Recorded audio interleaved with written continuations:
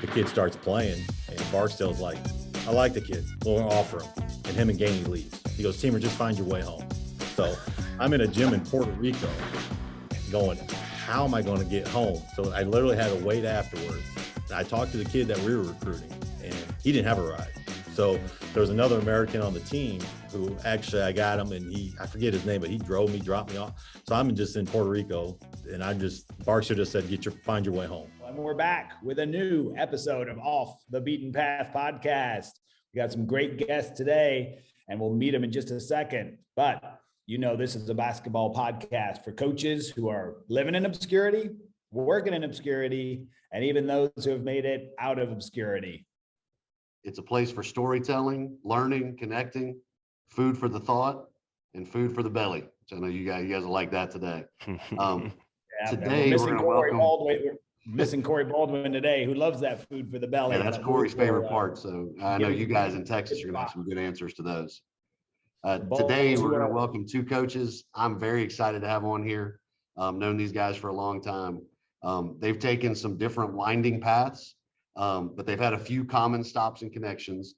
And somehow they've both ended up as Division I women's coaches in Texas.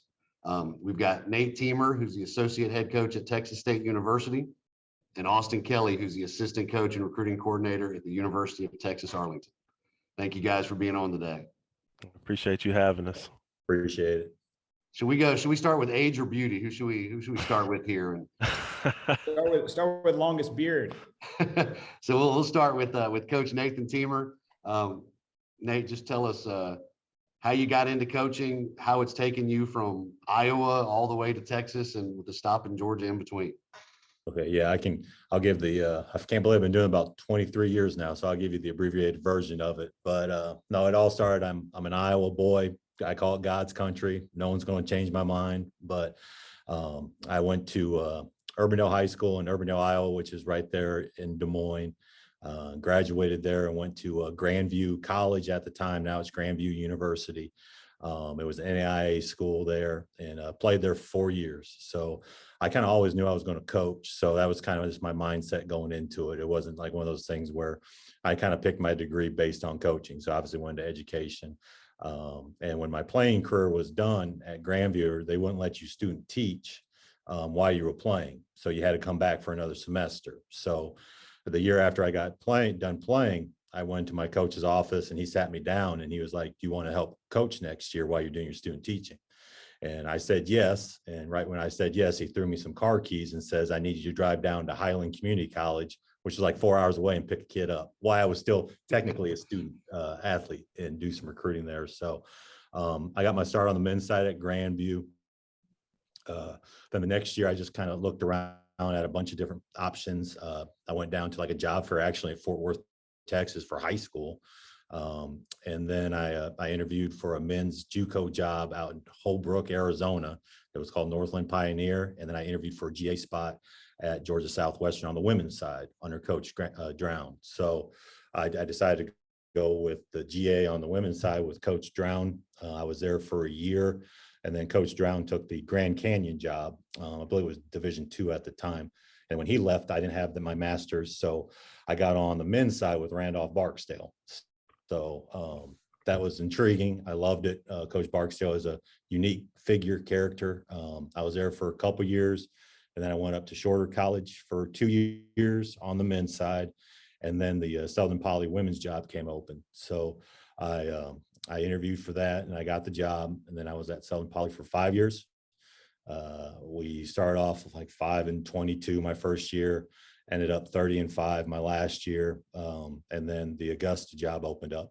And now, hold on, he's being modest right here. He was national coach of the year. He was national coach of the year when he was at Southern Poly. That's kind of how his move went there. So sorry, Nate. That's a major turnaround right there. Wow. Well, it's one of those things where it was just fortunate enough. You just got to get players. I mean, that's kind of the bottom line. And I think all coaches will admit that. You know, it's one of those things where, and when Daniel was there, he actually knew there was actually a really good player there that I was going to have my first year, and she ended up getting pregnant, and then she wasn't playing. So the cupboard was a little bare. We had 6 players to start. It was one of those things, and we already had reserved all our charter buses. So it was kind of funny. You pull up to a Wendy's and they look scared as all get out. And then like 6 people come out and they're like, oh yeah, we can help you out. But yeah, it was a great experience at Southern Poly, and, then took the Augusta job. I was there for 7 years. And it was kind of the same situation. They won like 1 game the 2 previous years before I got there. We won our first 4 my first year. Now, granted, that's some scheduling involved with that too, but we did that. And then it was just in 7 years, we had some good times, some good seasons, and then some ups and downs. But it was kind of unique because I got married in the summer of 2015, and my wife was working for IBM, but working remotely. So during that last season at Augusta, they were told that they would have to come into an office. So it was either going to be San Francisco or Austin, Texas. And so while that was going on, she was looking for jobs around the Augusta area, and we just couldn't find anything for her. So it was just kind of a leap of faith. I resigned from Augusta, decided that, hey, we're going to move to Texas, become Texans. And I was so happy it was Austin instead of San Francisco. So kind of just did that. But it was crazy when I was moving in May and I started Augusta. And if people don't know anything about Texas State, we're in the Sun Belt. So that's Georgia State, Georgia Southern. And at the time, the Georgia Southern head coach was Kip Drown. And I actually worked for Coach Drown my first year at Georgia Southwestern. And he knows Coach Z here, the head coach here, and they were just kind of talking. And he said, I got a guy, which is always kind of a weird statement when you say I got a guy, because you don't know what that means. But I got a guy, he used to work for me. Just who should he meet, or is there any people he should reach out to?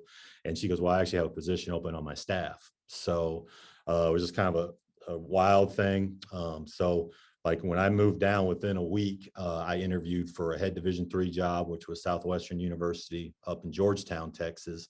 And then I interviewed for Texas State for the assistant coach. And it was something where it just happened to work out where with Southwestern, they were going to do one more interview. It got pushed back to like the following week. I interviewed at Texas State. And I was very pleased with what, how the interview went. They were pleased with me and offered me the job, and then I took it. So been here in San Marcos / San Marvelous, depends on how you want to call it. But been here, this is my 5th year. So, and this was my first year as the associate head. So I kind of came in actually as like the 3rd assistant, and we just had some assistants leave, go on, do other things. And I just kind of kept moving up. So now I'm here in a good old Texas. But if you would have asked me leaving Grandview College, I would have said I would have been the head men's coach at the University of Iowa by the time I'm 40.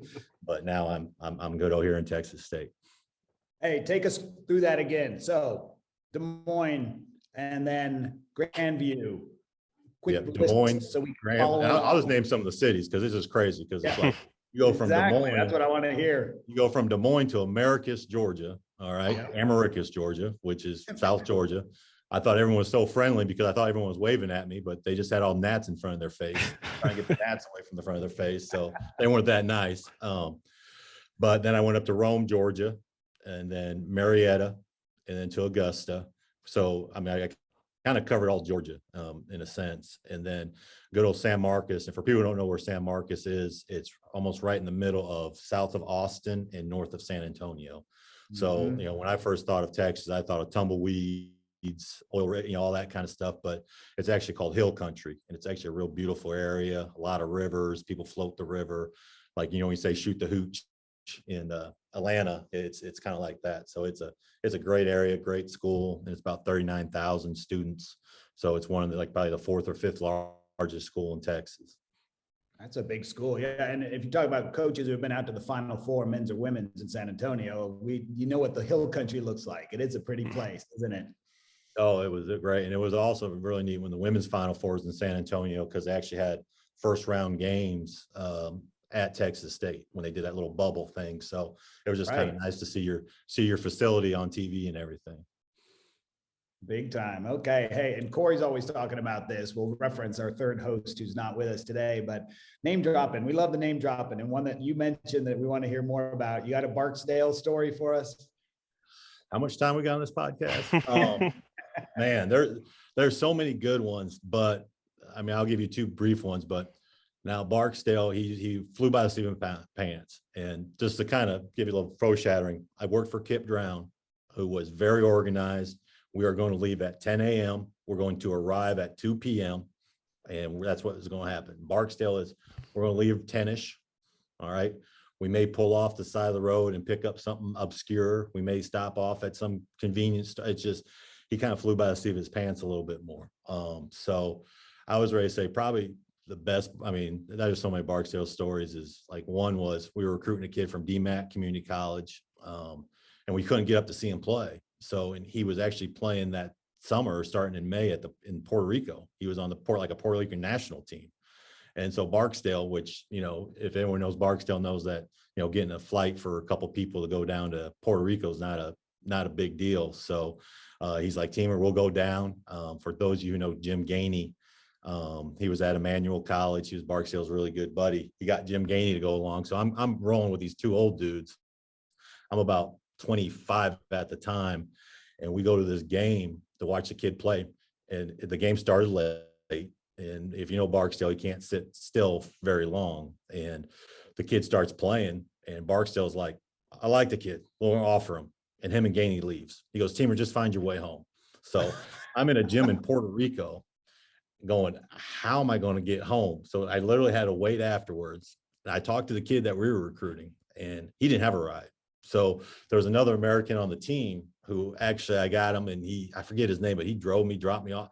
So I'm just in Puerto Rico. And Barksdale just said, find your way home. So it was like that with him every day. It was just so interesting. I mean, we moved people from one old folks home to the other. We're doing 6 a.m. workouts in the gym. He comes in, hey, we need to help set up for the golf tournament. And you see the look on our guys, but he was just so much, I enjoyed working for him. And he's just someone that he was a people person. He knew how to get the best out of people. And he was the first, I really understood about players. He was like, get me players, we get players, we can win. That was kind of his big MO. There you go. Great. Love it. So yeah, Austin, you're going to be up next here, but let's hear more stories. Bowles. So we're gonna move to Austin, and Austin's not gonna have the 23 years that Teymer has, but there's gonna be a lot of crossing paths here. Now it's not saying much, but the four of us on here, Austin is going to be the best athlete of the group. When you hear his college path, his is going to be a little different than Grandview and LaGrange. And Cheryl, you're Northwestern, so you're up there. Women's basketball at Northwestern. Like I always say, I proudly played women's basketball at Northwestern. Nice. Team manager for 4 years and got to practice with the team. That was it. No locker room and no games. All right, so Austin, take us through how you got to UTA. All right, well, man, where to start? I'll just start coming out of high school. Obviously played for Bowles my senior year, basketball. I was a 3-4 sport athlete my whole life, and went to Duke to play football. The original plan there was to go to Duke, play football, try to walk on the basketball team. I had been talking to Wojo, who was the assistant coach there at the time, and they had wanted me to walk on, but injuries kind of prevented those first 2 years. And then after my sophomore year, I was kind of like, I'm gonna focus on football, see where I can go with this. So finished up there at Duke. Went through all the pro day stuff, went to a couple of camps, went to a couple of CFL camps, and about a year out of college, nothing was really sticking. So I got this crazy idea. I had seen Greg Paulus, who was at Duke during my time there, play basketball, and left for his 5th year after he graduated and went and play football at Syracuse. So I was like, let me just try the opposite. Let's play 4 years of football at Duke, and then let's see what I can do if I can find a place to play basketball for my 5th year. And I did that. Ended up in the beautiful Americus, Georgia, at Georgia Southwestern. That was around the time my dad was sick with cancer, and it was a real rough time in my life. I had spent 4 years at Duke.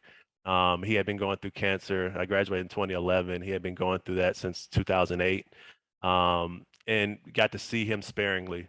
And so leaving Duke, and I know he always wanted me to play basketball at the next level. He's a basketball junkie. You know, he was a firefighter for 30 years. But I always tell everybody he was a firefighter because he would work every 3 days, and the other 2 days he could go, you know, coach basketball. So that's one of the things I tell about my dad. Like, yeah, he was a firefighter. He's all about helping people. But at the end of the day, he was only a firefighter just so he can coach basketball during his off time. So keep talking about your dad. Tell us, yeah. where did he coach? Who did he coach? Did he Okay. coach you growing up? Oh Take yeah. a Hey, Austin, hey, Hey, well, John this will be coached a long time everybody. right here. He coached everybody. We'll spend some time on this, but okay. yeah. I have a brother and a sister. I'm the youngest of three. You know, my brother is 6 years older than me. My sister is 4 years old. All multi-sport athletes. But my dad coached all of us. You know, he coached my brother growing up. A lot of people don't know this. You know, being a South Cobb alum, you know, there's a big time rival right down the street in Pebblebrook High School. And that's where I remember my dad starting. You know, that's at the middle school level. My brother played there at the middle school level. Um, we ended up all going to South Cobb, and you know, he kind of ran that feeder program at South Cobb, sixth, seventh, and eighth grade. Man, I don't know how long. You know, 20 plus years. He was doing that. And during that time, you know, South Cobb was really successful on the boys and girls side. You know, my sister was probably um, the best basketball player out of us, and she won the most at South Cobb. A couple She of would tell trips. you guys that too. Yeah, and there's no doubt about that. Like she would, if she watched this and she heard me say I was the best one, she'd text me and be like, "Hey, come on, why you have to lie about that?" So she Get was me on that definitely, podcast. and she has the track record to prove it. But yeah, she ended up playing Division I basketball at Gardner Webb. My brother ended up playing football at University of South in Swanee in Tennessee. Um, you know, and you know, my dad was, you know, kind of that guy who kind of coached everybody in the community. You know, everybody we grew up with, he coached. There's some younger guys that I've connected with over the past couple of years through gaming that he coached, and it's good to hear those stories. And then eventually, once I was done, he moved up to the high school level and he coached with Bowles and Chris Watkins at South Cobb. And well, getting back to when I took my year to play at Georgia Southwestern, he passed away in 2012, and that was the year. Um, the summer I left, you know, I left in August, and I knew probably like, you know, probably had like 2 weeks left, 3 weeks left to live. And, you know, so he passed away late August. I ended up coming home, go back to Georgia Southwestern, play a few games. And, you know, it was a dark time in my life, I'm going to be honest. And I ended up leaving there, you know, just kind of, you know, I just got out of that situation. I kind of wasn't comfortable. I wasn't myself. And you know, over the next couple of years, you know, I was fortunate enough to have at the time my girlfriend, my current wife now, was playing basketball professionally. We actually met at Duke. She played 4 years there. Got drafted in the WNBA in 2011 in the second round, and she was playing overseas. And so, you know, after I took some time to myself, took about 2 or 3 months. I was doing some work around town and around Mableton, and I ended up going out to Israel where she was, and kind of just, you know, getting away from everything. And so I spent some time there. And then around this time, you know, my brother had passed away. So it was probably like 6 months in between where both my dad and my brother passed away. And so, you know, that was real tough. But I will say that the basketball piece is something that, you know, was an escape for me. And, you know, I think around February, a long-term sub position opened up at South Cobb. I hopped on it, and you know, for the next couple of years there, I would, you know, help out with the boys basketball team. And in the summers, my wife was playing in Indianapolis with the Fever. I'd go up and spend time there, practice with them, you know, kind of soak up as much as I can, you know, from, you know, people like Lynn Dunn to Stephanie White, Mickey DeMoss, who was on those great Tennessee teams with Pat Summitt.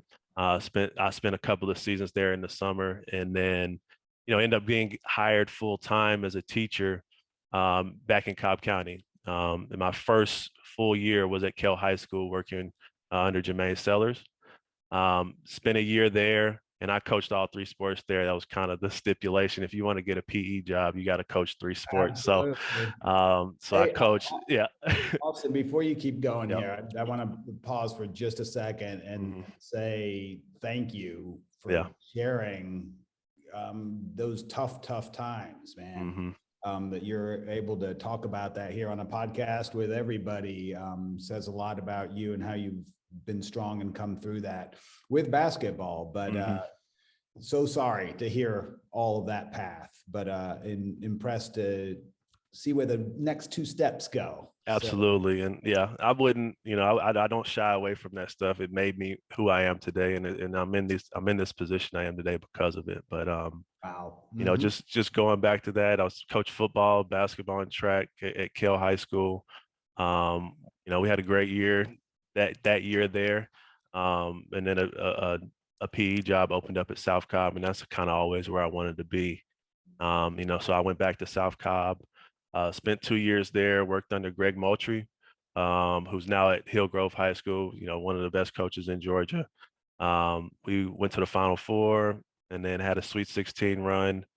And I got a call, it's probably spring of 18, I think, from, Janisha Pineda, who was an assistant coach at Georgia Tech. And we went to high school together. She ended up graduating from Campbell High School right down the street, but got a call. She said, look, we have a GA spot open. And not knowing, she had no idea that I had been looking to get in on the women's side. It's something that I had talked to my wife about. I was looking to kind of, looking for a new challenge. And so, I was a full-time teacher that year. I took a pay cut and went to be a GA. I think I was well over 25. I was probably 27 years old at this point. Went to Georgia Tech, was a GA, and basically, my role there was player development, on-court player development, and kind of assisting in anything the head coach needed. I would do laundry. 27 years old doing laundry, setting up before practice, but I absolutely and that was kind of the start of kind of where I am today. I work for Michelle Joseph, who, in my opinion, is one of the best coaches on the women's side. She's just so I'll cut you off again here as we do connections and whatnot. Yep. These 2 people that you love so much, I don't. Mickey DeMoss was on the Tennessee bench in the second round of the NCAA tournament when they drilled us, Northwestern, first time in the tournament, beat Georgia Tech in the first round. Oh, yeah. And Corey's sister. So, yes, impressed with her coaching, but didn't like her because of that. And then Michelle Joseph was the worst. She was playing at Purdue and would score 30 on us every time. Oh, yeah. And couldn't stop her. Oh yeah, and yes, great coach. You're absolutely right. Absolutely, and she would, she's one of those people. She'll let her players know, like you couldn't guard me back in the day, and I always love that about her because I'm the same way. Like I'm the same way, but learned a lot there. I had probably one of the craziest first years in coaching. I started as a GA. Our video coordinator quit, so me and the other GA split his responsibility. So I'm doing player development. I'm doing scouting every night. And if you don't know, scouting for Coach Joe is a different level. You don't sleep during the season just because she's just so detailed in everything that she does. She wants to know what the other team is doing at every situation. So went from there. We end up having a situation. She got put on administrative leave, and then one of our assistant coaches stepped up into her role, which bumped me up as an assistant coach. So I started the year as a GA and ended it as an assistant coach, coaching in the ACC tournament. From there, ended up at Vanderbilt, which was, from a prior connection. My wife played for Stephanie White with the Indiana Fever. So I went there. I was there for 2 years as, director of recruiting operations. And then that last year, I kind of did both with offensive analytics and things like that. Worked closely with her on the offensive side of things. And then ended up at UT Arlington that next year. And our head coach, Sharika Wright, was on staff at Vanderbilt. That's that connection there. that the year that she took the job, the COVID year, I was still at Vanderbilt, and she offered me the job, and I still kick myself to this day. I should have came that first year, and she lets me hear about it often, but glad to be in Arlington. This is like my second time in Arlington because, believe it or not, my wife played for the Dallas Wings in Arlington, so I'm very familiar with the area. Had been here before, and coming off a Sun Belt championship in the NCAA tournament, we're looking for big things as we move into the WAC next year. Hey, that was kind of a quick Sun Belt champion. He threw that one in there real quick on you, didn't he? I had to sneak it. Oh, he can throw it in quick. I forgot about. I'm already moving on to next year. So that's what happens. If you don't win, you got to think about the next year. That's how I do it. Hey, this is what we love, off the beaten path, the stories of how we end up where we are now. And it's amazing how small the world is and all those intersections that Bowles was talking about. So appreciate you taking us through that, both of you. Absolutely. So now, guys, we're going to go with some kind of shorter questions and kind of bounce you back and forth between the two of y'all, and just go over a few things that we get from hearing y'all talk. But the first thing I want to ask you is, challenge probably isn't the right word, but like, what's been the biggest difference as someone that's switched, because both of you guys have been on the men's side, have coached guys, of switching over to the women's side? We'll let you go first on this one. Yeah, I was going to say the challenge probably it's not so much the basketball sense of it, because I just think basketball's basketball. So X's and O's wise, how you challenge the players, I feel like that is they're going to be the same. I just feel like some people say you got to coach women different, you got to coach men different. No, it's not like that. You coach the way you coach your philosophy, and you just do it. I think the biggest difference is just connections. I'm talking about like with high school coaches, knowing the junior college coaches, AAU programs, those kind of things, because those are where we build a relationship and how you get your players. So I feel like, that's probably one of the biggest challenges, is just being able to get that landscape. If you're the new person, develop those relationships. You rely heavily on who you're working for, those people's relationships as well. But, from the coaching standpoint, I always believe that you coach men and women the same. You just do. So it's just that was probably the biggest challenge, is trying to build those relationships and just make sure that you get going in that aspect of it. Austin, what about you? Yeah, I'd have to piggyback off of that as well. I would talk about more of the relationship with the players. I think that the head coach, the male to male coaching on the boys side, that comes a lot easier for me. It's like I don't, maybe a father figure son, but it's more like a big brother mentor type thing that really came easy for me. And then working on the women's side, just building those relationships with the players and understanding how they learn. Not everybody learns from, drawing up a play. They got to see it visually. They got to see it. They got to do it, so learning our players' different learning styles, and then that relationship piece, meeting with them once a week, twice a week, and getting to know them on a personal level. I think that helps us, when it comes down to, how we coach them. I think that they take our coaching better, whether it's harder, whether we're harder on them in certain situations. But I think that if you have that relationship built, then a player will allow you to coach them in different ways, so I definitely that relationship piece. But like you said, the connections when it comes, because, you got to get players, and you got to have relationships not only with them and their parents, but, a lot of AAU coaches and other people, really have influence on the decisions that they make. So building those relationships, making sure that they're genuine, building those connections. And, I think that the player to player piece is really huge on the women's side as well. Relationships with coaches at all levels, relationship with your players, crucial.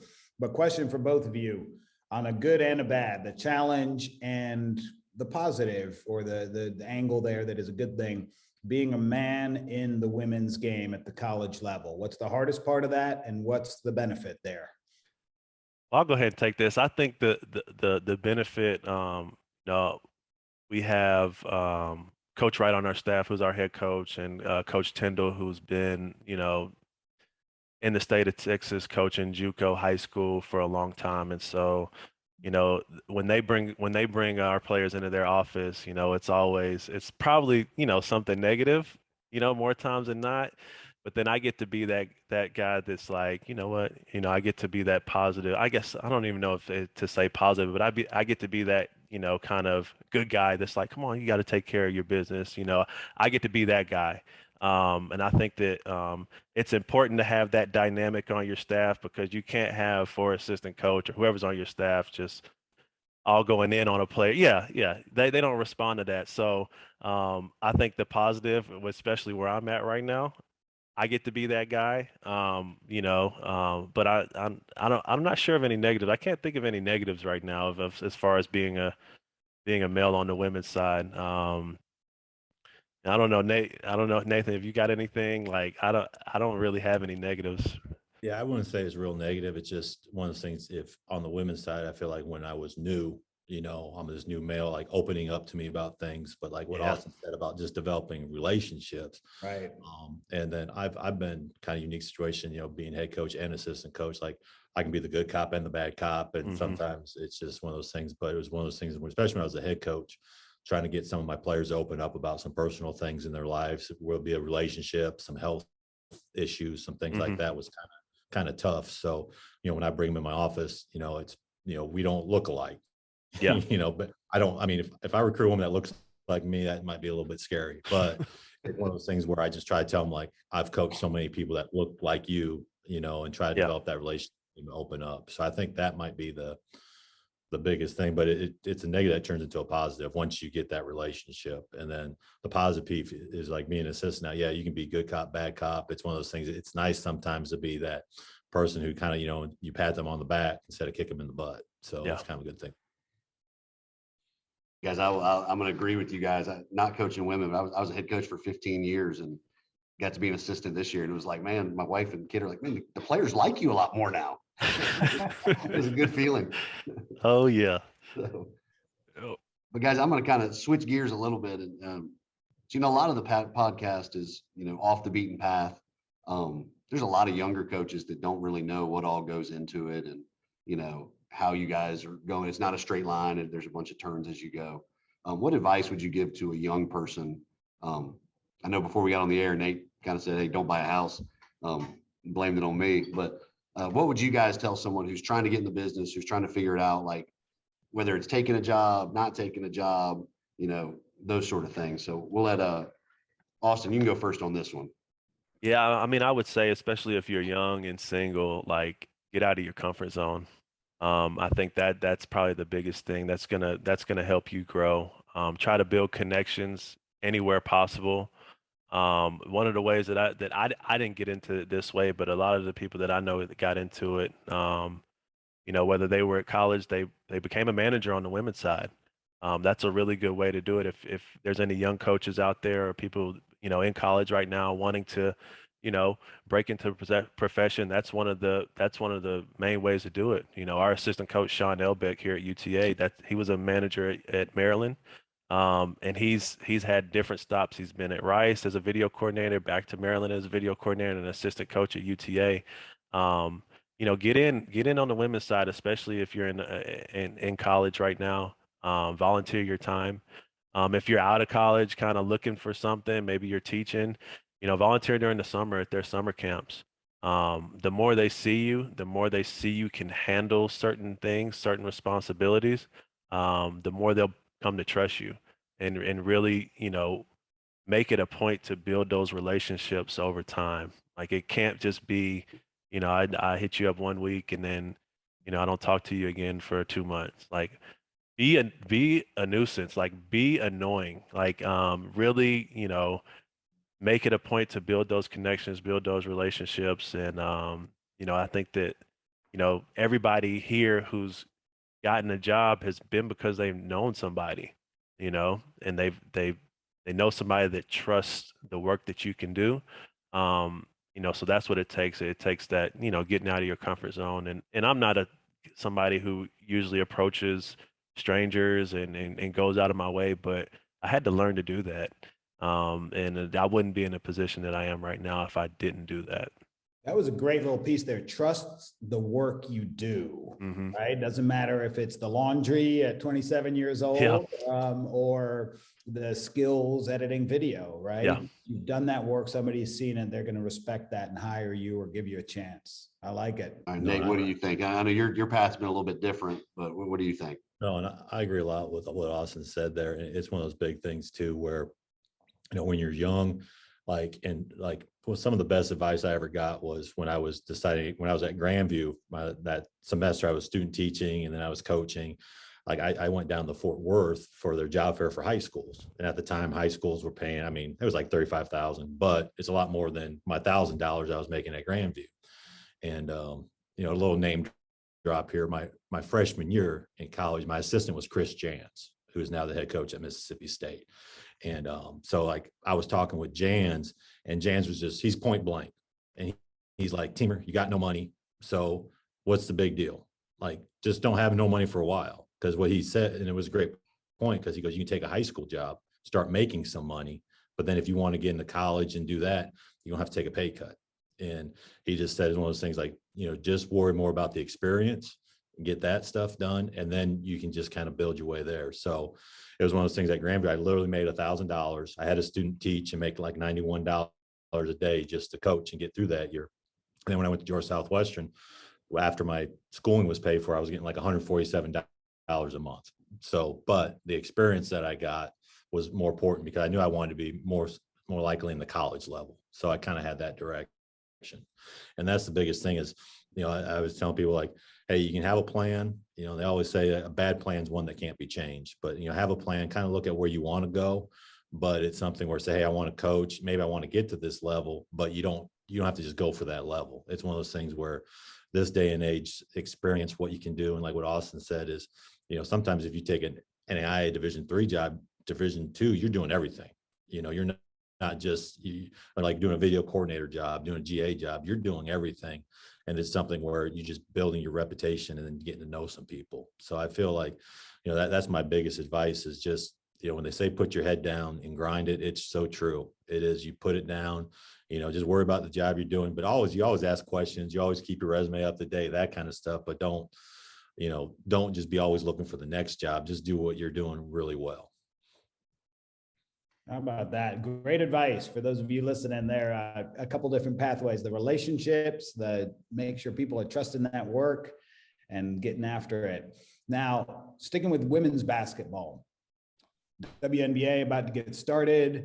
Lots of news recently on NCAA, men versus women, and who gets what and what kind of coverage. Why should we watch women's basketball? You guys are in the throes of it there, coaching it, watching it, scouting it.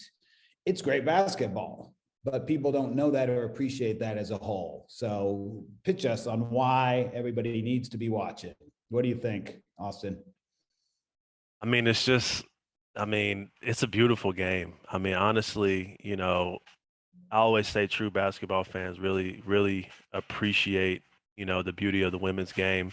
We got some amazing players. We got some amazing teams. We got some amazing coaches.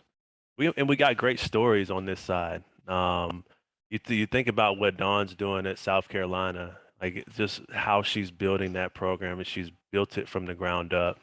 You think about some of the mid-majors, the upsets that we saw this year. We almost got Iowa State in the first round, but you think about Creighton, going on a different. Think about South Dakota. You think about all these different, stories, these programs that not a lot of people know about. They can play basketball and they do it really well. And there's just a certain, level of excitement that I get from watching the game. I truly believe in where the women's game is going.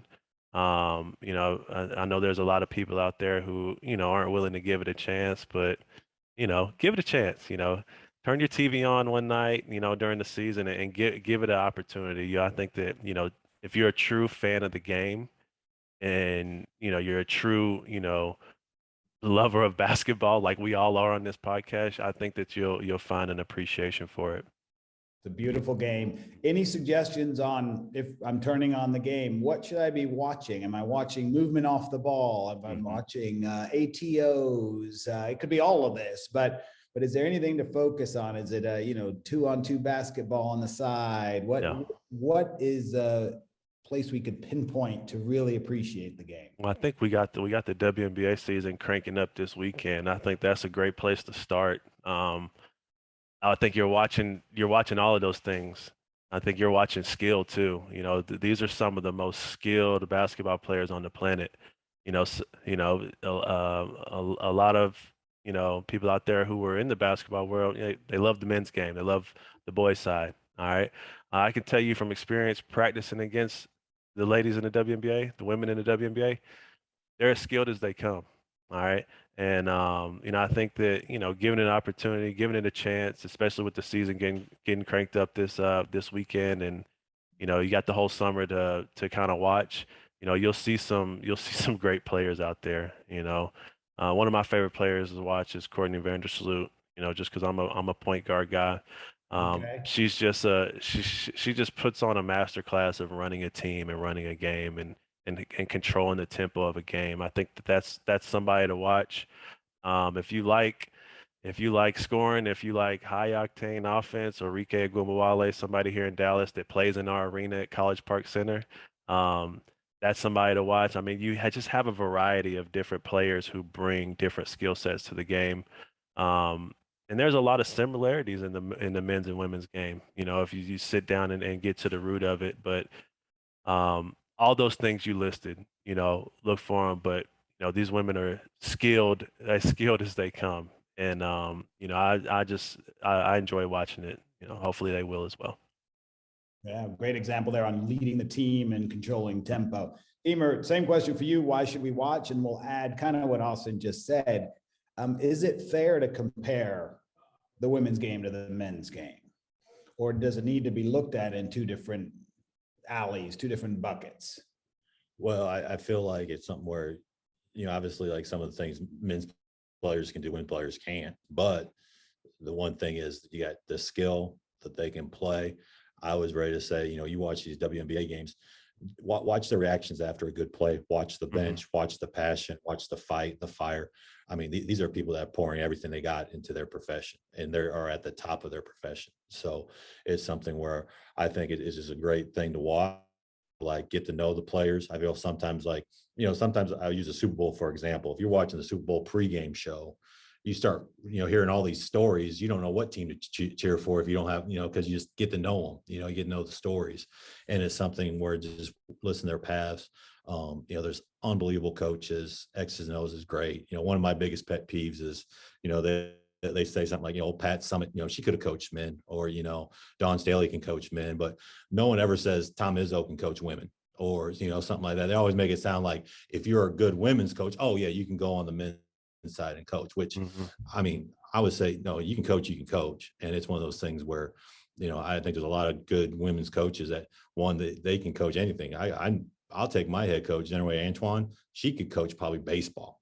It's one of those things where give her enough time where she'll figure it out and coach it. So it doesn't matter with that thing. So that's just one of my pet peeves, because I think people think the men's game is better, or you have to be good to be on the men's, and it's not like that. It's totally, just being here at Tech State, especially with some of the athletes we have, they're passionate, they want to go on, they want to make a living playing basketball, and that's one thing where maybe 10, 15 years ago, they probably didn't see that because that opportunity wasn't there. Now it's something where, when they come in and we recruit them, if they say they want to play pro, it's like, all right, you're going to get a double major. You're going to major in whatever class you have, and then you're going to major in basketball. So I feel like that's something that, people just need to realize and then give it a chance. And then the other thing I'll say too is not just TV. If you're close, especially I know, again, in Atlanta, Georgia, go watch a game.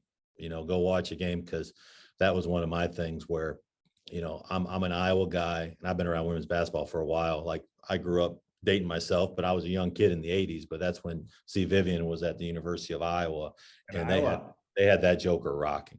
I mean, it was one of those things. You go to an Iowa women's game, it was just an unbelievable atmosphere. And so it's one of those things, go to a game, experience the atmosphere, and I feel like you'll be a fan. Because I remember when I was watching the Dream play, like Diana Taurasi, first time I saw her play live, and it's just how fast, how big they move, the skill level. It's just great. So it's something I say, make sure you just watch it. And then the other thing is, if you can't get to a WNBA game, get to a college game. I mean, it's one of those things where, I'm not going to give UTA much love. Okay.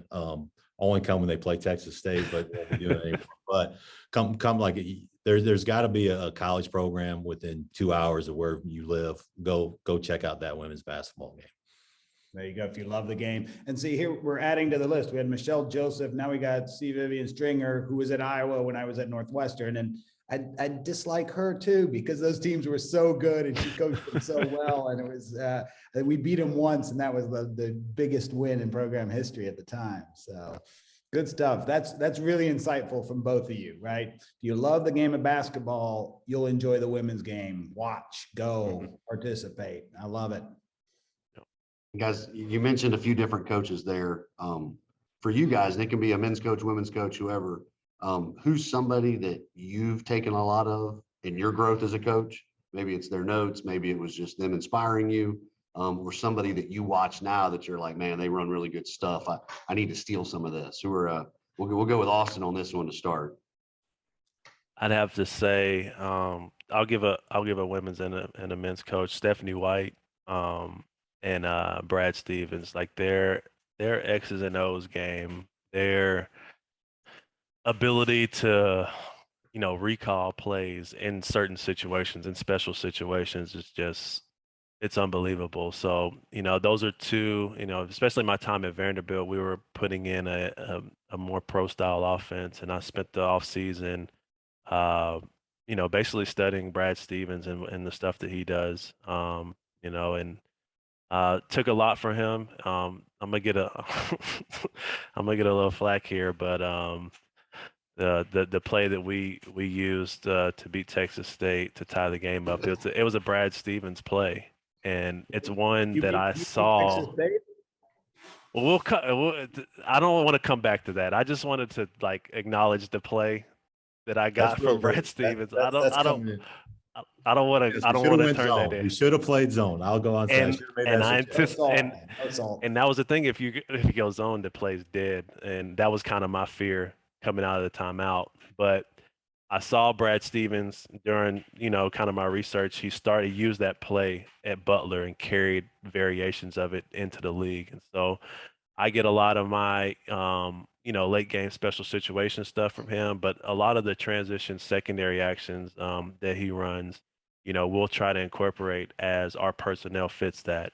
So I think that those two, I learned a lot, offensively from a preparation standpoint, from Stephanie White, and kind of, how do you get your point guard, how do you get your players on the same page with you?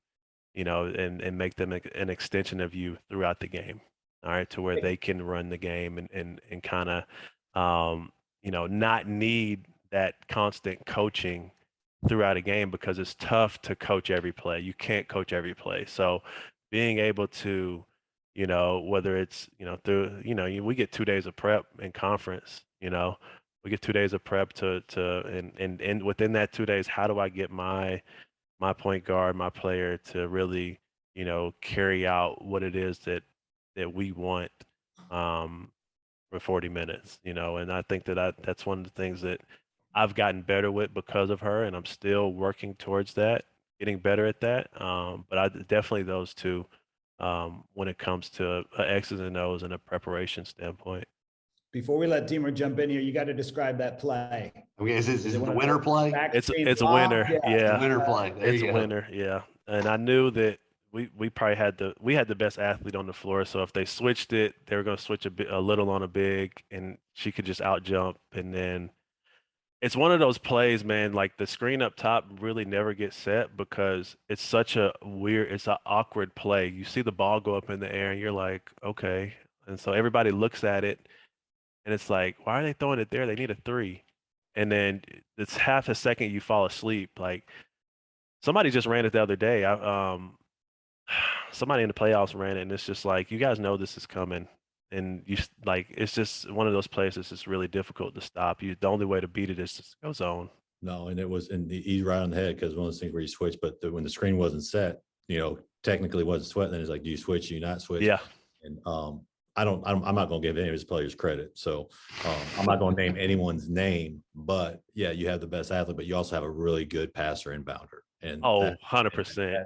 100%. That's the one thing where I don't think a lot of players can make that pass, Yeah. and they had a player that can make that pass. So, all right, I'm done with that. We can move on. So your influences, Teymer, who do you like to follow? Who's helped you out? Oh, well, I was just saying, I took everyone I worked for. Everyone I worked for, I've taken something from, and it's one of those things where I'll say Coach Schaefer, Dennis Schaefer at Grandview, it was basically do everything. Nothing's beneath you. Kip Drown, organization, plan. Barksdale, people, relationships. Ricky Williams was a big zone guy, took a lot of zone things from Ricky Williams at Shorter. And it was one of those things with that. And I kind of combined that stuff with my coaching. And then with Coach Z here at Texas State, it's all that combined in with your family, include your personal family into your basketball family, and use that as kind of a thing. So I've taken everything from anyone I worked for. I've taken something from, I kind of combined in it. And then when I was a head coach, when I was especially at Augusta, Dip Mitras, the men's coach there, he got me on going to practices. Like, let's and he's like, let's go to practice. Like, we went and watch Frank Martin, watch McKillop at Davidson. And I was ready to get my paycheck back, because watching McKillop at Davidson practice, unbelievable stuff. And then there was one of those things where I had a lot of trust in my assistants. So like 2 weeks before we start like official practice, like I'll take probably a week, go recruiting, but I'll tie watching practices. So like I'll go up to Iowa, and I actually went to watch Lisa Bluter at Iowa, watch them practice. Then I went up to Northern Iowa, watch Ben Jacobson on the men's side practice, and then Amy Williams, who's at Nebraska, on the women's side. And I just take something from it. And that's one of my suggestions too for coaches, is not to bash these like Nike coaching clinics and that kind of stuff. I feel like it's a good thing to go, because you can meet people and you hear, but they're not giving you everything. And then the other thing is, you don't see the relationship part. You don't see them correcting a player's mistake. You don't see how this person chews out this player and how this person does it. And so I was like, go watch practices, because you'll pick up so much things. And sometimes it's not even the X's and O's. It's more like how they dealing with that. And I feel like that's very important. Wow. Two really great things that you just shared. One, you took something from every stop along the way, and that helps you build up. Love that part. And then the other one, McKillop and that practice. Why were you ready to give your paycheck back? What was so impressive about that? In a 2-hour stretch, like the work that they got done. Just put it this way, they had a drill called like hand grenade. And basically it's like 3 guys around the charge circle. They roll the ball out, people close out, and they're pressuring it. So you pressure measure, kind of that thing. And then a hand goes up and they just deliver a post feed. Simple. Okay. Bam, 2 minutes, 3 minutes, gone, next drill. I decided to incorporate that with our team at Augusta. It was a mess. It was a hot mess. And it was and it took us some time to get it going, but we did it all year and it never looked that good. It was just one of those things where, and the attention to detail. And it was funny because I went from watching Frank Martin practice at South Carolina to watching McKillop. Both chew out their players. Both are very demanding of their players. They just do it in different ways, and just be able to watch that. But with McKillop, it was like any drill was less than 4 minutes. Very good at doing like part to his whole, just all these little drills. Now it does help that I think at the time all his assistants played at Davidson, so you had that kind of continuity where these players knew it, but it was just a well-oiled machine. So it was one of those things where I looked at Dip and I'm like, I think I'm doing stuff the wrong way, man. But for him and his program, it worked for them. Okay. All right. Well, Balls, we headed towards the lightning round here pretty quick. Let's do it. Let's get it going. Start us off. And this is, we call them in the basketball world, this is the quick hitters, the lightning round. But if you've got a little bit more of a story to tell, please go a little deeper. But yeah, Balls, what you got? All right. So I'm gonna take us way, way back in the time machine. I want to know, both you guys were good players. Who's the best player that you ever played against? We'll let Nate go. I know Nate played some NBA guys back in Iowa. I don't know who he's got. So let's go Nate first. Well, just a quick story. We're playing AAU and we played with my high school team. Our high school team stayed together. we go to the national tournament, we win, and we would play this Waterloo West team, and it had a guy named Kent McCausland. His dad was an announcer, Mac McCausland, for the Iowa team. We beat him 2-3 years in a row. Then my junior year, all of a sudden we come in and there's Ryan Bowen and then Rafe LaFrance. And for people who know Rafe LaFrance, he's probably the best player that I played against. 6'11", 7 foot, went to Kansas and then played in the NBA.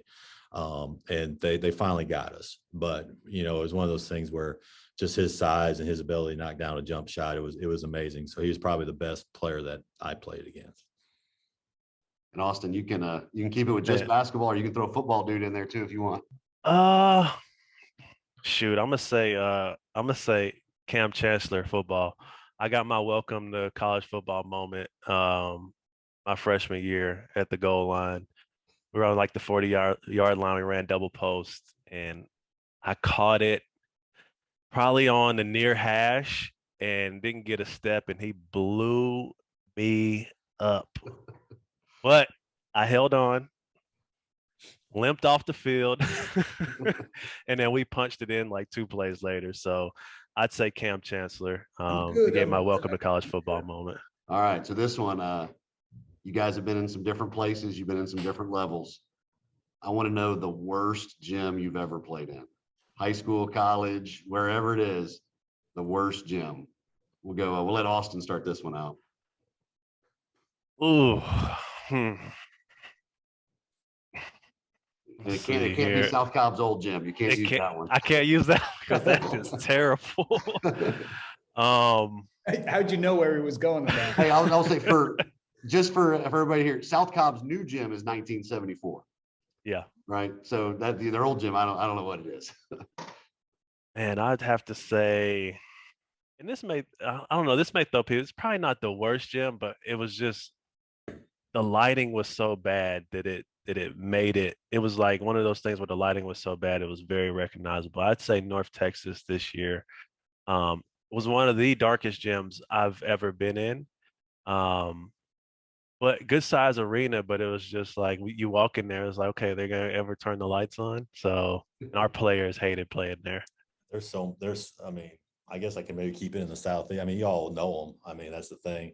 Like, you know, a lot of people probably say Emmanuel, you know, the old one, the gym but I like the place because it made me look like I had a tan.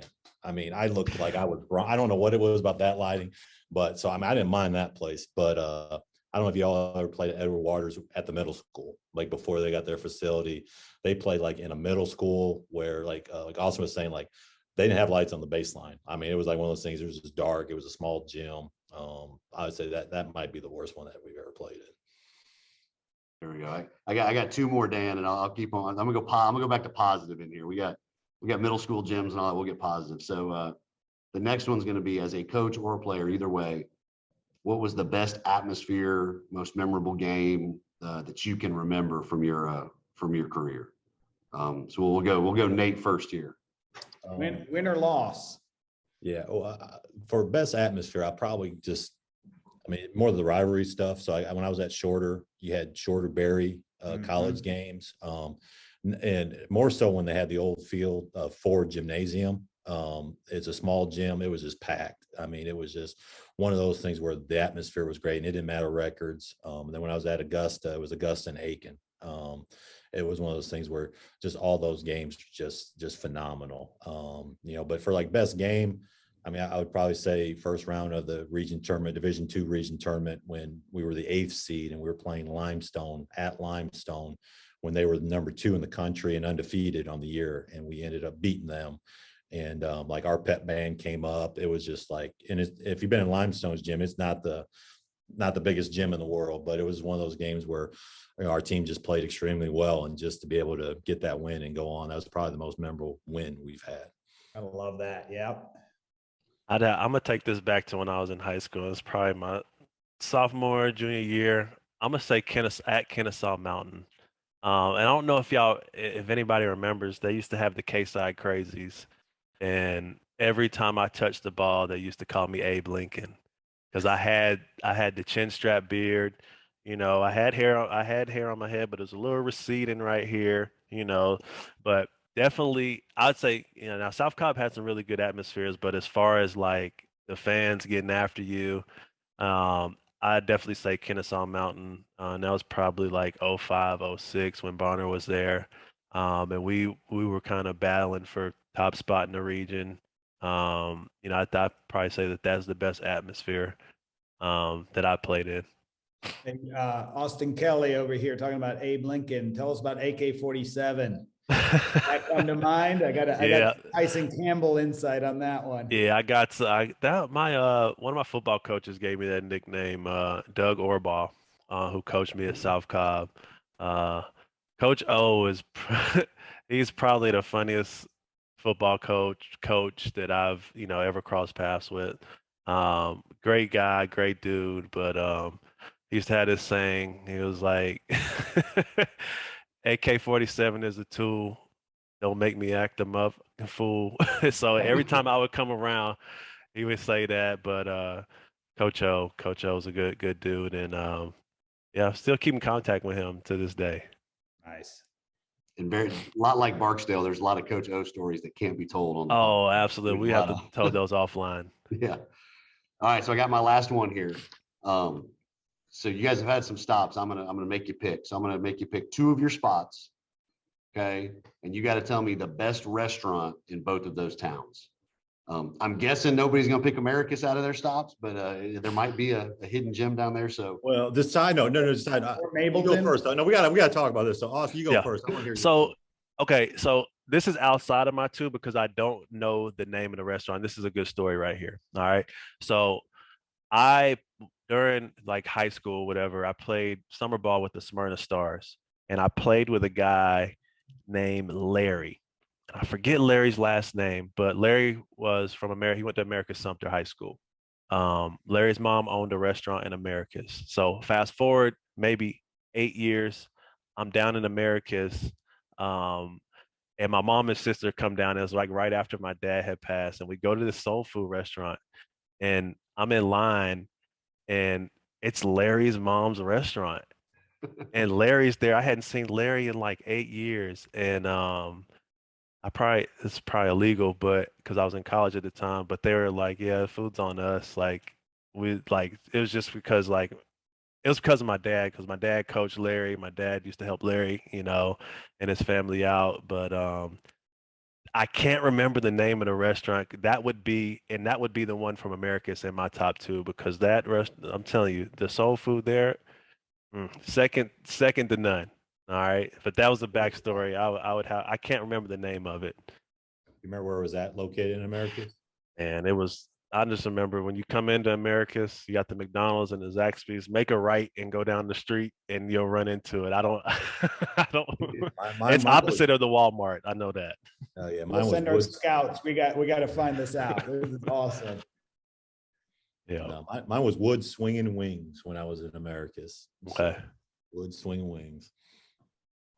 I'll start my top two. So I'll stay here in Arlington.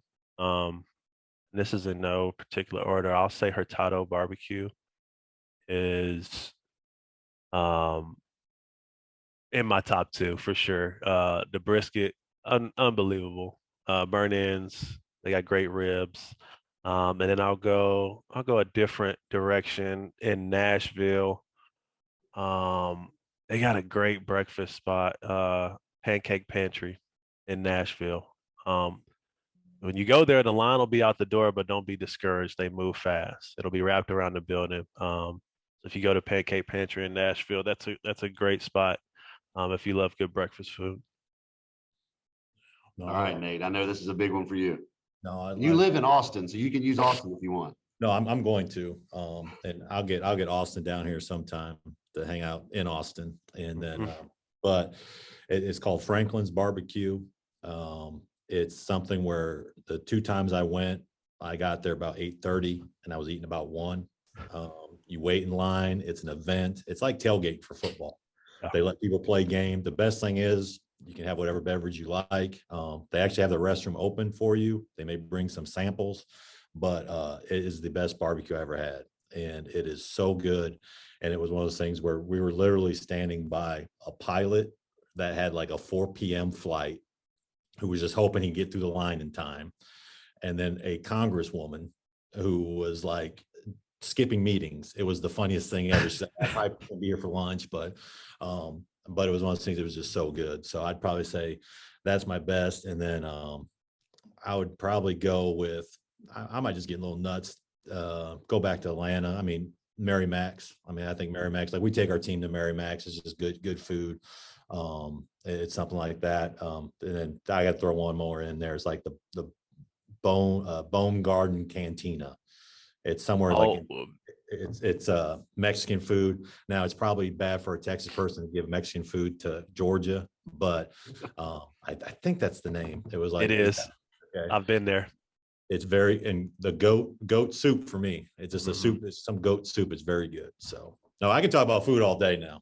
Your biggest smiles of the whole conversation have popped up right now, and you going back to Smyrna Stars and Soul Food in Americus, and you're talking about a place where it's an event for 6 hours, and you've got congresswomen and pilots all around you. That was right on. Love it. All right, Dan, you ready for yours? I've got a few, and I'm going to bounce back and forth. It's going to be hard to get after Teymer talks about food. I don't know if you're going to be able to get that. I'm going to be ordering and it's lunchtime, that's for sure too. Basketball, zone or man? What do you run and why? Austin. I've always loved, and I got this from Michelle and Joseph, I always love mixing defenses up. We would do this thing at Georgia Tech where if it was ever a dead ball, the ball was taken out on the sideline out of bounds, below the free throw line, above the free throw line. We would have certain defenses for each one. So I love mixing defenses up. I love pressing after fast break layups. I love pressing after free throws. So I'm a mix it up kind of guy. If I had to choose one, you told me I had to play one, I'm playing man to man. And then, we can kind of, figure out how we're going to guard the ball screen and all these different things. But if I had to choose one man to man, but I prefer to be able to mix it up. Yeah, but that's an intentional mixing up. We'll accept that answer because there's specific places and times to do it. I love it. Nate, how about you? Man or zone? Well, I just think any good defense is based in man principles. Yeah. So, I mean, I'd probably say man first, but it's one of those things like here, we're very scout based, very, so we will play a lot of zone and do some things different, but a lot of the stuff is still based in your man, your closeouts, things like that. So, I mean, if you had to, say you had to pick one, I mean, I'd probably say man, but like with Austin, I like mixing it up, doing some different things because whenever you can, make players think, it slows them down a little bit. More basketball, habits that are hard to break, boxing out. Do you yell and scream? Do you teach technique? Do you battle to the death? How do you teach boxing out? And I'm not talking about on a three that you got to tag and go. I'm talking about in the paint. What do you do, Nate, to get people to box out every single time? Well, if you know it, you just keep telling me that. That's one of our issues. We did improve in rebounding this year, so I was happy about it. But it was one of those things where we call it like hit and hold. I mean, it's one of those things where you got to make sure, and we kind of break down the areas of the floor where if you're inside that paint, you got to stick them. It's basically there's no exceptions. You got to go hit, put bodies on them. And it's one of those things where, you gotta be careful of, obviously the funny thing is when the kid jumps, you push back, the official calls you for a foul, and then you got to kind of get them through that. But no, we have to harp on it. It's one of those things where my biggest pet peeve is every time the shot goes up, you run inside that charge circle. And it's like, we have some of the best outletters that we should have, because that's the only way you're gonna get that ball is a made basket, get the ball and go outlet it. So just you got to harp on it, and then sometimes they don't like it. Even like you're doing a 2-on-1 drill and they shoot the ball, you got to box out somebody, and it's one of things where they're like, well, it's 2-on-1. It's like, no, you got to go find someone. So it's just repetition. It's one of those big repetition. Is it film? Is it sit down on the bench, don't play? What anything there that you would suggest that's worked? I think it's all of it. I mean, we do some breakdown stuff where I think I got this from like Mike Neighbors maybe, but he might've stole from someone else, it's like play baseball, it's basically you get 3 outs, and then so that's a box out with the rebound is an out. And then if the offense gets it and they score, it's a point, you play like 3 innings, that kind of thing.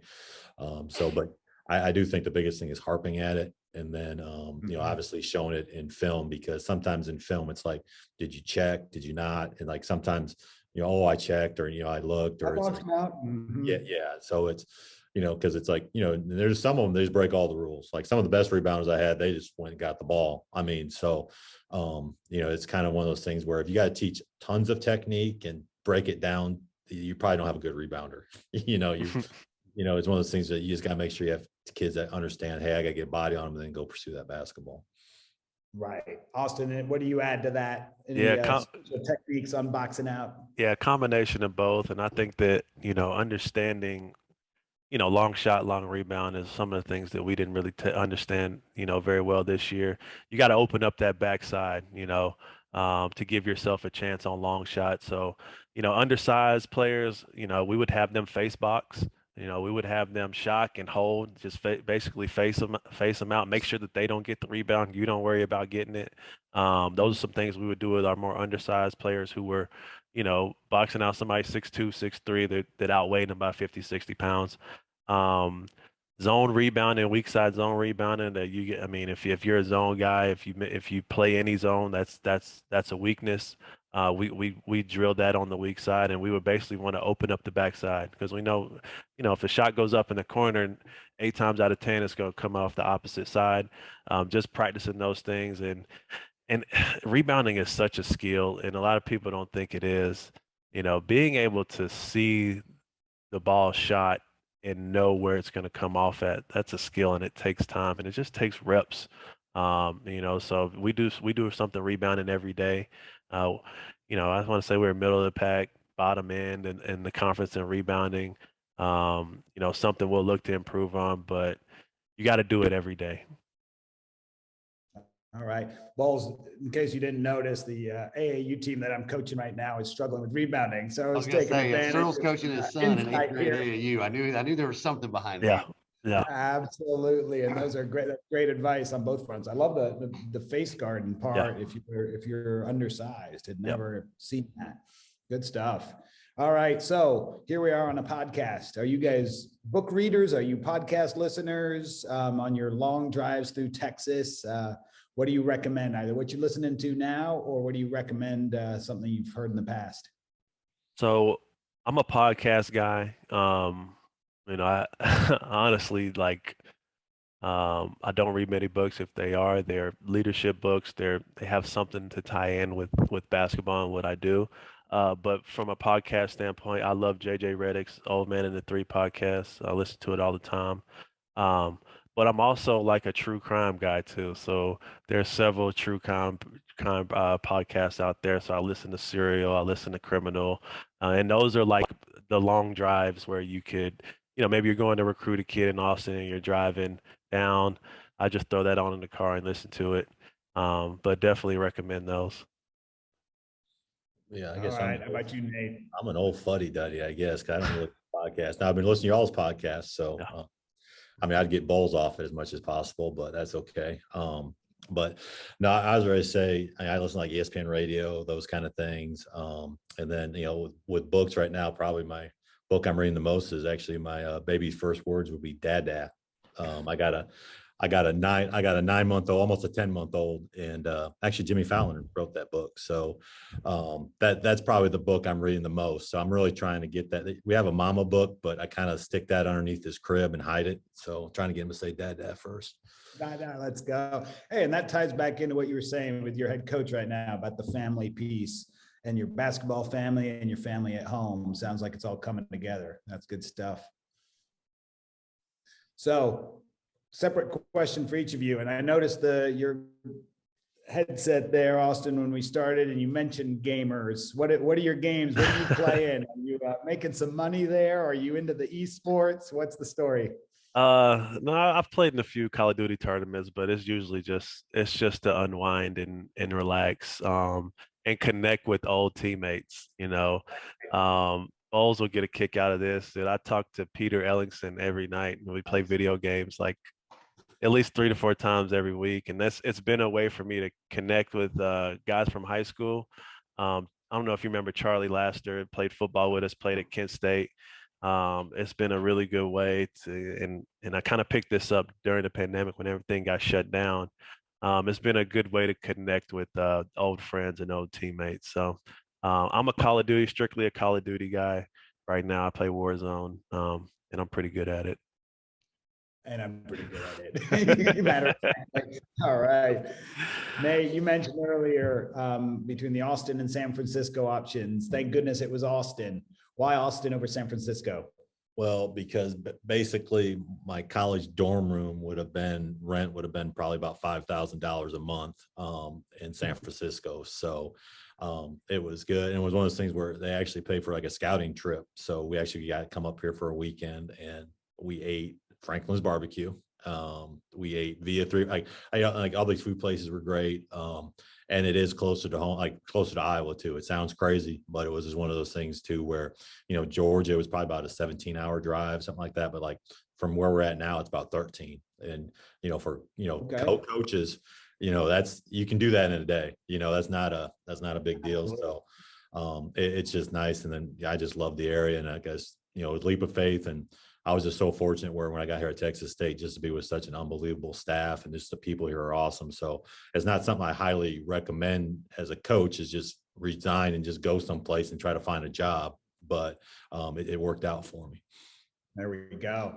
All right. Well, Bowles, we'll include you on this one and go around the room quick. Who's winning the NBA? Who's your favorite, Nate, to win the NBA? Oh, man. Who I think's going to win? I'm just going to I'm going to be Cinderella. I'm gonna go with Memphis. I'm just gonna be Memphis. All right. I'm gonna go. They ain't gonna win it, but I just want to see that. I like, especially at Memphis at home. That's a fun environment to watch that team in. So it sure is. Austin. I gotta go with Golden State. I mean, I know they lost last night, but they look to be back to their normal selves. And they got another guy coming off the bench that can really score it. So a lot deeper this time around. I'm gonna go with Golden State. Bowles on Miami Heat. They can switch 1 through 5. They can guard you in different ways. Big fan of the Heat culture. Jimmy Butler and Udonis Haslem, all them jokers, and I think PJ Tucker is an obnoxious PJ Tucker. What he did to the Hawks was quite annoying. All right, and we got to do it though. WNBA. What are your favorites for this season coming up? What do you think, Austin? I got the Chicago Sky repeating. They're just too much. They're too much. Nate.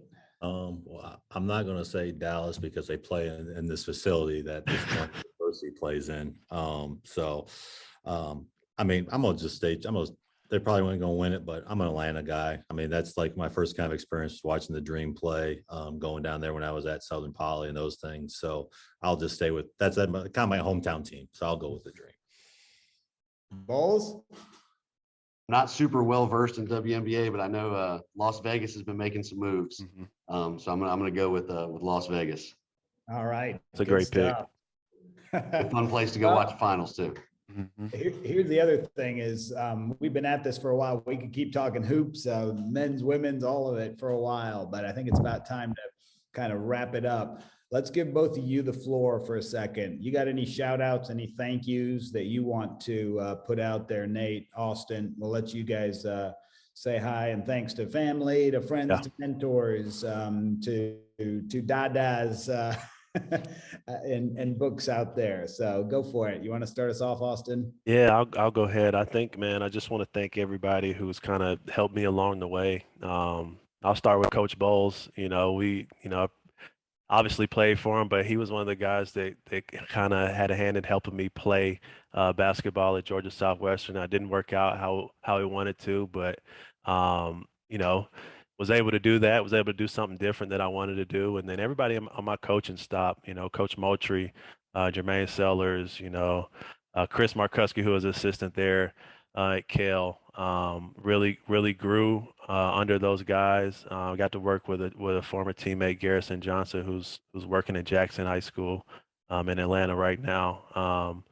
Iron sharpens iron. That's always been my thing, and We butt heads at times. It's just us being hard headed, but learned a lot from those guys, and then coming, here at the college level, Michelle Joseph, JP, Mark Simons. I learned everything scouting wise that I could have possibly learned from Mark. I think he's retired now, but definitely wouldn't be in the position I was right here. And then my stops at Vandy, everybody there, Stephanie White, Gary Reedus, Kelly Kamara, and my current head coach here, Sharika Wright. Just pouring in so much knowledge into me has helped me grow over the years. And just looking forward to, what's next here. We're moving into a new conference this year. Looking forward to competing in that. A lot more travel involved in that. We're going to make a trip up to Seattle, all the way here from Arlington, Texas. So, just looking forward to, what's next, on this coaching journey, because it can go anywhere from here. So I just want to give thanks to everybody who has helped me along the way. And, I wouldn't be, I wouldn't be alive, too much longer if I didn't mention my wife. So I mention my wife, Karima Christmas Kelly, who just amazing. Working in this profession, you work crazy hours, especially during the season. You're on the road, and she definitely understands and gets it. She's a player herself, and just want to give her a special shout out, for dealing with someone in this coaching profession. That's a big deal there. And you had your Oscar speech ready. You got everybody covered there. Well done, well done. And who's the puppy dog in the back? So I got two. Yeah, I got Blue, who's a German Shepherd, and then I got Jax, who's a 6-pound Yorkie, and the 6-pounder runs the household, if you're wondering. Mm-hmm. Yeah. All right. So the next Oscar goes to Nate Teymer. Yes. Step on up to the podium. Yeah, I won't be able, my memory's terrible like that, but we do have a Yorkie too. It's actually a Morkie Poo, but but she runs the house too. But no, first I'll thank you two just for having us on. And I had a chance, to watch your all's podcasts, things like that, and just the diversity that you bring to coaches. It's not just, you're not trying to get the biggest names sometimes or the highest level. You're just trying to be well-rounded. And I think that's important just for, as a coach, to see that, and just to see that, you don't have to do one certain path. There's a lot of different ways to make it in this business. So I just appreciate you guys for having us on. I can love to recommend some women's coaches for you as well. If you want to keep doing that, some Texas, or just kind of spread your base a little bit, I'd love to help that out. And then, the other thing I'll say with Texas State is, we are in the Sun Belt. We do play Georgia State, Georgia Southern. So I know a lot of people that you listen to is from that area. So, I mean, if anyone wants to see Texas State play, just see us play Georgia State, Georgia Southern, let me know. If you're not if it's not like a student athlete or something like that, I can get people some tickets. So, definitely love come see us play, because we'll be spending a lot more time on the East Coast. We lose UTA, we lose Little Rock, but we gain like Marshall, ODU, James Madison. So we're going to be spending a lot of time in the Eastern time zone. So, please do that. But then I would thank, all the coaches that work. I'm not going to mention them all again, but they all help me. They're all good people, first and foremost. It's one of those things where, if I went from being a head coach to an assistant, and I would not recommend it unless you're working for someone that is a good person. It's one of those things where where I'm at right now with Coach Z, she's been just awesome for me. So I just feel like that's great. And then, I'll thank all my family. I'll thank my wife. It's without her, we wouldn't be here, and I'm having the time of my life right now. So, thanks for her support. But then also, and then Bowles knows my family, knows my parents. Actually, my sister crashed his wedding. She wasn't invited. So, but, like my brother, sister, everyone, just in my whole family, I just, you got to have support, and you don't want to be living next door.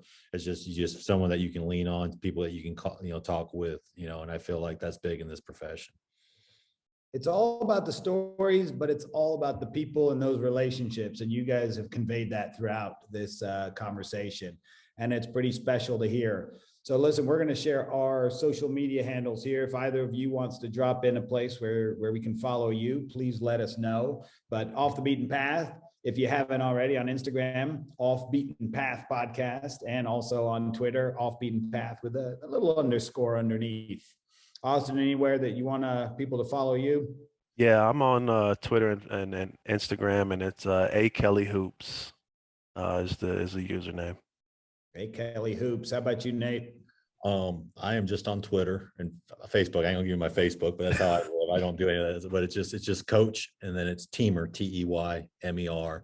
And then the other thing I'll say is my email address is just Coach T, just the letter T, at txstate.edu.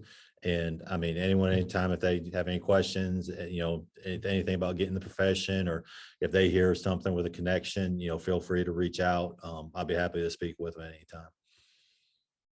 There we go. All right, Bulls, let's wrap it up and say thanks and goodbye. Yeah, we appreciate you guys being on.